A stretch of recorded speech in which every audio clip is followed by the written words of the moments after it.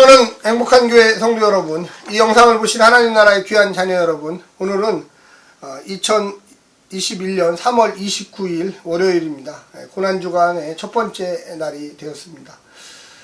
우리가 이렇게 예수님처럼 앞으로 고난을 미리 예상하면서 당연히 너무나 다가올 줄을 알고 있으면서 두려움과 떨림, 인간 예수님의 모습을 오늘 잘 볼 수가 있겠습니다. 과연 이럴 때 어떻게 해야 되느냐? 우리가 참 인간이 견딜 수 없는 참 넘기가 어려운 고난이 내 앞에 왔을 때 어떻게 해야 할까요? 예수님의 모습을 통해서 우리 성도들의 삶의 자세를 좀 점검해보고 다시 한번 생각해보는 시간을 가졌으면 좋겠습니다. 특별히 누가복음의 이런 예수님의 십자가에 달리시기 바로 직전의 모습, 또 앞으로 이제 내일부터 그 달리시는 과정의 모습들을 통해서 우리가 이 땅에 사는 동안 어떠한 태도로 하나님의 말씀을 수용하고 또 성도의 자세로서 하나님 나라를 소망하는 사람들로서 살아가야 하는지를 누가복음 22장 39절부터 53절까지의 말씀을 성도들이 읽어주고 다시 오겠습니다. 예수께서 나가사 습관을 따라 감람산에 가시매 제자들도 따라갔더니 그곳에 이르러 그들에게 이르시되 유혹에 빠지지 않게 기도하라. 하시고 그들을 떠나 돌 던질 만큼 가서 무릎을 꿇고 기도하여 이르시되 아버지여, 만일 아버지의 뜻이거든 이 잔을 내게서 옮기시옵소서. 그러나 내 원대로 마시옵고 아버지의 원대로 되기를 원하나이다. 하시니 천사가 하늘로부터 예수께 나타나 힘을 더하더라. 예수께서 힘쓰고 애써 더욱 간절히 기도하시니 땀이 땅에 떨어지는 핏방울같이 되더라. 기도 후에 일어나 제자들에게 가서 슬픔으로 인하여 잠든 것을 보시고 이르시되 어찌하여 자느냐? 시험에 들지 않게 일어나 기도하라. 하시니라.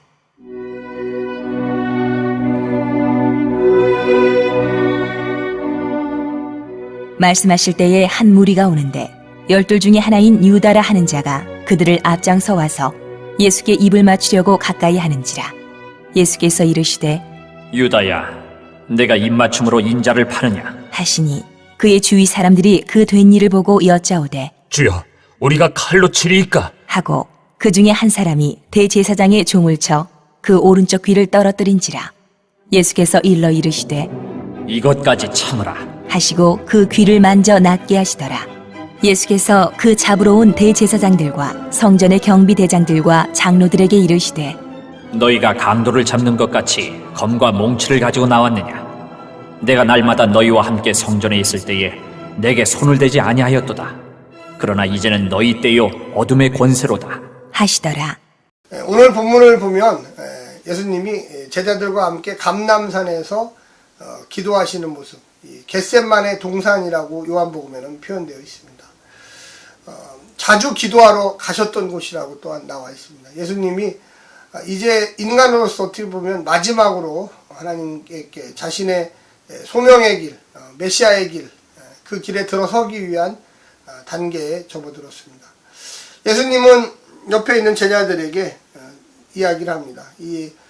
아마도 다른 복음서에 보면 베드로, 요한, 야고보 이 세 사람을 채찍근에 두면서 아마 돌 하나를 던져서 떨어졌을 만큼 아마 한 10m, 아마 7, 8m 정도 이렇게 떨어진 곳에서 너희들은 기도하고 또 다른 제자들은 더 좀 떨어진 곳에서 있었습니다. 나를 위해서 좀 기도해달라. 다른 복음서에 보면 그렇습니다. 내가 죽게 됐다. 정말로 너무 힘들다. 그런데 제자들은 그 말이 무슨 말인지를 사실 잘 이해하지 못했습니다. 예수님은 여기 보면 오늘 42절에 아버지여, 만일 아버지의 뜻이거든 이 잔을 내게서 옮기시옵소서. 그러나 내 원대로 마옵시고 아버지의 원대로 되기를 원하나이다. 아버지의 원대로. 그래서 만약에 예수님이 육신을 안 가지고 있었다면 이런 기도를 하지 않았을 것입니다. 예수님도 똑같이 인간이었기 때문에 조롱과 멸시, 심지어 이제 채찍질과 십자가에 달리는 사람을 죽이는 여러 가지 방법이 있는데 이 십자가형이 가장 처절하답니다. 그러니까 가장 고통스럽고 부끄럽고 의식이 있는데 몸에서 피는 빠져나가고 모든 몸 안에 있는 피들이 서서히 빠져나가서 한 번에 죽이는 게 아니라 몇 시간을 두고 고통스럽게 그 다음에 자존심이 상하게 하죠. 자기 벌거벗은 모습을 높은 데다가 십자가에다 매달아놓으니까 밑에 있는 사람들이 다 쳐다보게. 그래서 두려움을 갖게 하고, 보는 사람은. 나도 노마에 배신하면 저렇게 되는구나. 이런 마음을 갖게 되죠. 그 위에 있는 또 사람은 어떻겠어요? 아픔이라는 게 좀 지나다가 끝나야 되는데 계속 반복적으로 의식은 있는데 몸은 아프고, 몸은 아픈데 말은 못하고, 피는 점점점 빠져나가서 혈압은 높아지고, 그런 가운데 내가 죽게 되니까 예수님이 하나님 앞에 기도를 그렇게 드립니다. 그리고 옆에 있는 베드로, 요한, 야고보에게 제발 좀 기도 좀 해라. 나를 위해서 기도하고, 더 중요한 건 뭐냐? 40절에 보면 유혹에 빠지지 않게 기도하라. 유혹에 빠지지 않게. 이건 뭐냐면 예수님의 제자들 너희들이 유혹에 빠지고 시험에 들 거다. 그리고 마지막에 또 한 번 얘기합니다. 그래, 기도한 후에 일어나 제자들에게 가서 슬픔으로 인하여 잠든 것을 보시고 이르시되 어찌하여 자느냐. 시험에 들지 않게 하냐. 다른 복음서 마가복음에는 피곤해서, 그냥 너무 피곤해서, 여기는 슬픔으로 인하여. 예수님이 자꾸만 떠난다고 하니까 불안한 거죠.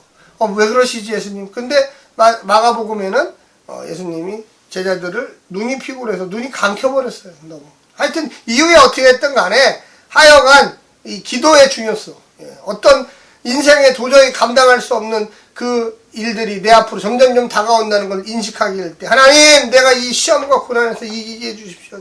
나의 힘으로는 도저히 이길 수가 없습니다. 예수님은 기도의 모범을 보여주신 거예요. 성도들이 앞으로 AD 70년에 이 초대교회 공동체가 마가복음에서도 보고 마태복음 또 다 마찬가지예요.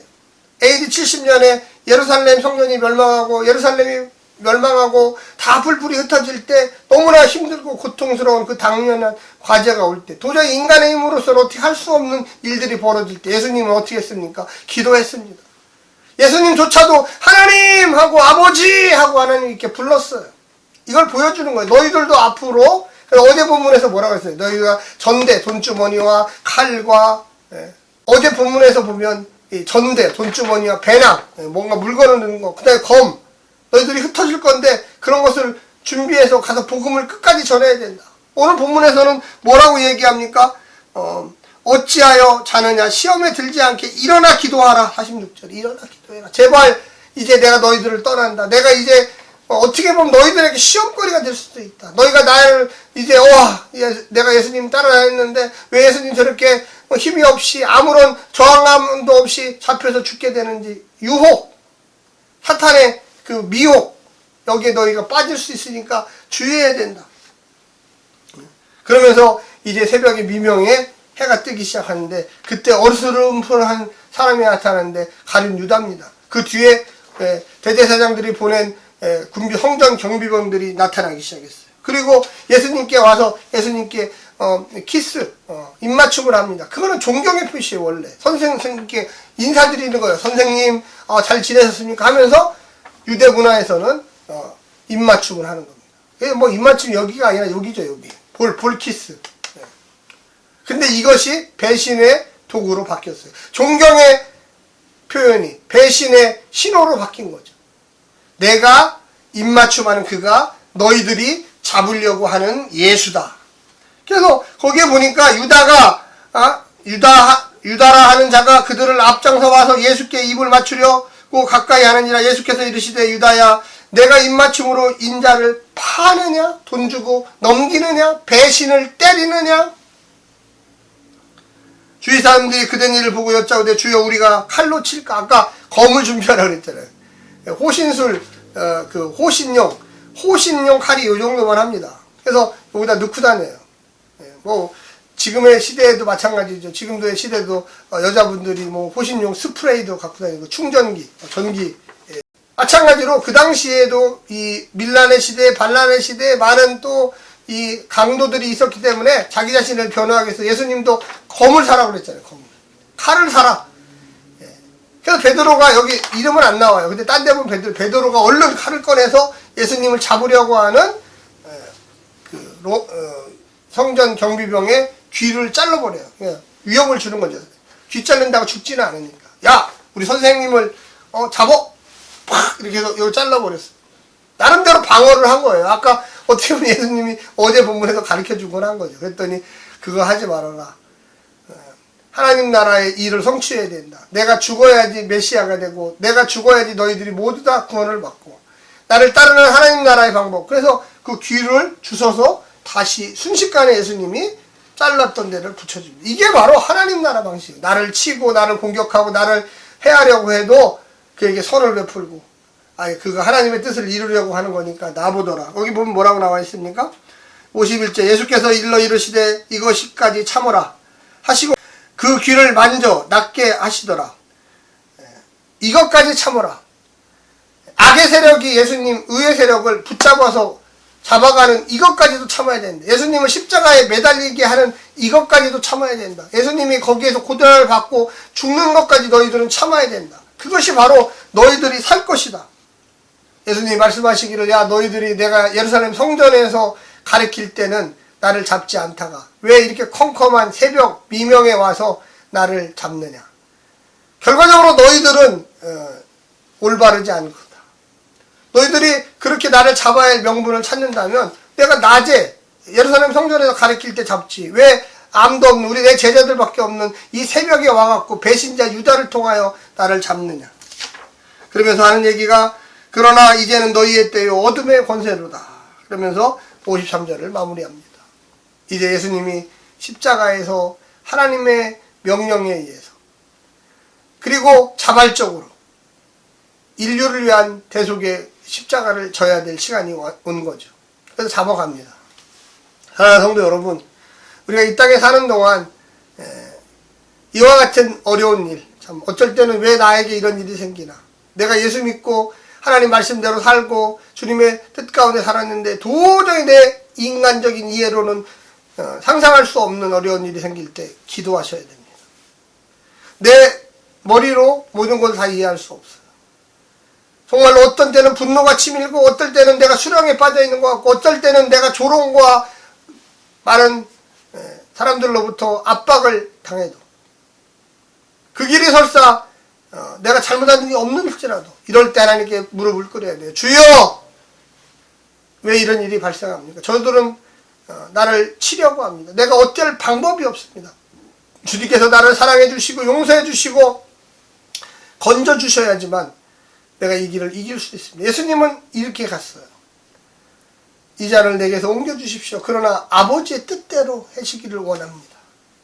우리 인생이 또 우리 성도의 길, 믿음의 길, 하나님 나라를 따라가는 의와 진리의 길이 힘들고 어려울지라도 우리에게 하나님의 놀라운 은혜와 사랑이 넘쳐나기를 바랍니다. 오늘 하루도 승리하시고 고난주간 한 주간을 예수님의 십자가 묵상으로 나아가시기를 간절히 부탁드립니다. 샬롬.